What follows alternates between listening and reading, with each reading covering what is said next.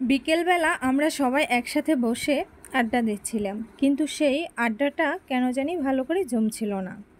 মনে হচ্ছিল যদি গরম গরম কিছু হয় তাহলে আড্ডাটা জমবে ভালো। তাই দেরি না করে ঝটপট চলে আসলাম রান্নাঘরে, দেখি কি রান্না করা যায়। তারপর মনে হলো ঘরেতে দুটো নুডলস আছে, সেই নুডলস দুটি ঝটপট রান্না করে নেই।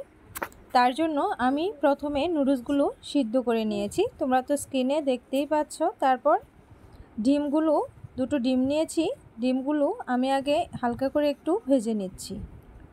এদিকে আমি আবার কয়েকটা পেঁয়াজ আর কাঁচামরিচও কুচি করে কেটে নিয়েছি। তারপর ফ্রাই প্যানে আবার অল্প একটু তেল দিয়ে দিয়েছি, তাতে পেঁয়াজ কুচি আর কাঁচামরিচ কুচিও দিয়ে দিয়েছি আর অল্প একটু লবণ দিয়ে দিয়েছি।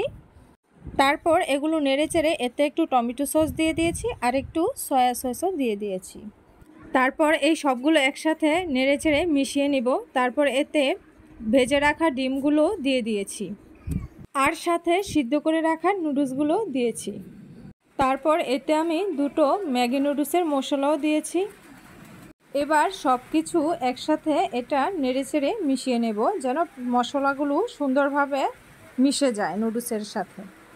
আর এতে করেই তৈরি হয়ে গেল আমার নুডলস রান্নাটা। আশা করি আমার আজকের এই ভিডিওটি তোমাদের কাছে ভালো লাগবে। আল্লাহ হাফেজ।